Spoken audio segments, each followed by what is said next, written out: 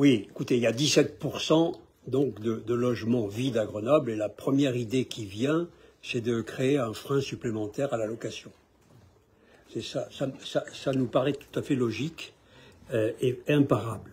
Bien sûr que nous sommes hostiles, qu'il n'est pas à l'habitat insalubre, éventuellement s'il y en a aux marchands de sommeil, mais je pense qu'on dispose dans ces domaines-là des outils déjà pour lutter contre, car la situation de Grenoble à cet égard s'est plutôt améliorée dans les décennies qui viennent de s'écouler en la matière. Par contre, cette nouvelle mesure, comme il a été dit, est à nouveau un accroissement de dépenses de fonctionnement. Pour moi, ce permis de louer est d'abord un permis de communiquer. C'est ce que vous savez faire le mieux. Parce qu'on a eu droit aux annonces sur les réquisitions de logements, on a eu droit à la taxe d'habitation sur les résidences secondaires à 60%, le maximum autorisé, on a eu droit au matraquage des propriétaires avec plus 30% de la taxe foncière, on a eu droit aux annonces sur le plafonnement des loyers, on a eu droit à tous les hymnes possibles, imaginables dans ce domaine, et les résultats, on les connaît. Ça n'a pas modifié les logements vacants, aucunement, peut-être au contraire, et ça n'a pas modifié le nombre de demandeurs de logement. Tout ça n'a rien amélioré. Et donc, ça n'a pas changé non plus le fait que la ville perd des habitants. C'est une des rares grandes villes à le faire. Et il y a toujours aussi peu de propriétaires dans la ville, alors que ceux-ci sont un facteur d'équilibre. Donc, on est toujours aussi inquiet. Alors, cette nouvelle, parce que c'est très lourd, quand un modeste propriétaire veut louer son appartement, c'est de plus en plus lourd, les conditions qui lui sont imposées. Alors, cette usine à gaz, elle est très limitée dans sa géographie, et donc, c'est surtout son annonce qui va inquiéter, parce que celui qui veut louer, il a maintenant, on lui crée de plus en plus de haies qui se disent, il vaut mieux que j'y renonce. C'est ça la véritable psychologie que vous êtes en train de créer et qui est un facteur d'accroissement des logements vides. Ça montre votre méfiance à l'égard des propriétaires et d'ailleurs votre méconnaissance de leurs problématiques. Parce que vous êtes tellement prévisible, vous savez toujours faire le malheur des habitants avec toujours les bonnes intentions affichées.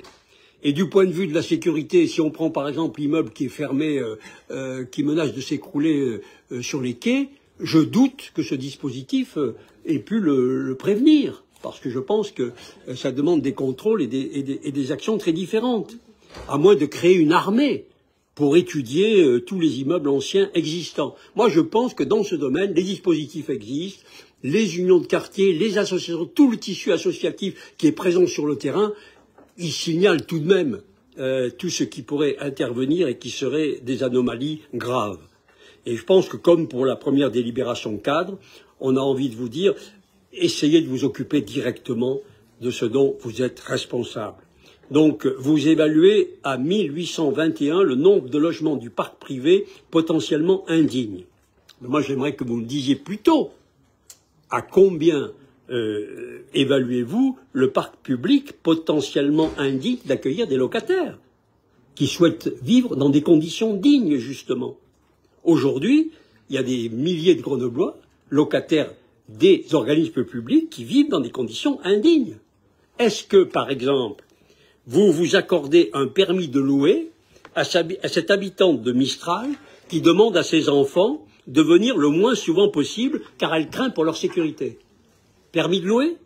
Est-ce que vous accordez un permis de louer aux 3 places André Malraux à cette habitante handicapée qui demande au dealer qui occupe l'immeuble la permission de sortir par la porte arrière de l'immeuble parce qu'elle était donc handicapée et que devant la chaussée est défoncée? Est-ce que vous accordez le permis de louer? Est-ce que vous accordez le permis de louer à cette habitante du 2 allée du Lys Rouge privée de chauffage pendant 1 mois durant toute la période glaciale où elle a vécu emmitouflée et en larmes? Permis de louer? Est-ce que vous accordez un permis de louer au 6 rue Charles Rival où il faut enjamber les dealers et leurs ordures déposées dans le hall et dans les garages pour entrer chez soi? Est-ce que vous accordez le permis de louer à l'Alma où il faut montrer patte blanche pour rendre visite à sa famille ou à ses amis?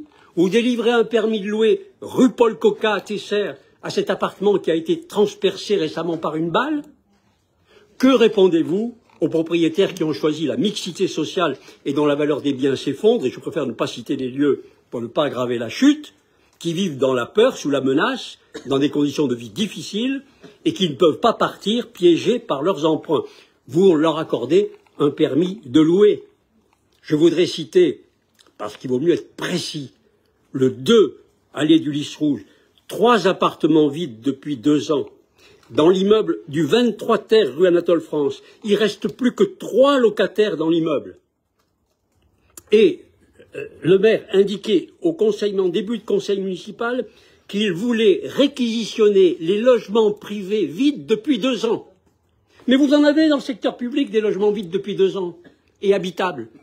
Commencez par réquisitionner les vôtres. J'ai cité publiquement l'immeuble de la Ruchée, en plein centre-ville, dont les appartements sont vides depuis 10 ans. Et j'ai lu que vous répondiez que, malgré les vitres cassées et l'état extérieur, il serait occupé par un service. Dites-nous lequel. Je vous ai écrit à ce sujet, vous avez eu le temps de préparer votre réponse. Il y a une villa 101 bis Courberia, avec un jardin, vide depuis 10 ans. Il y a une villa 16 rue Argouges, acquise pour loger des personnes en difficulté, vide, également, depuis des années.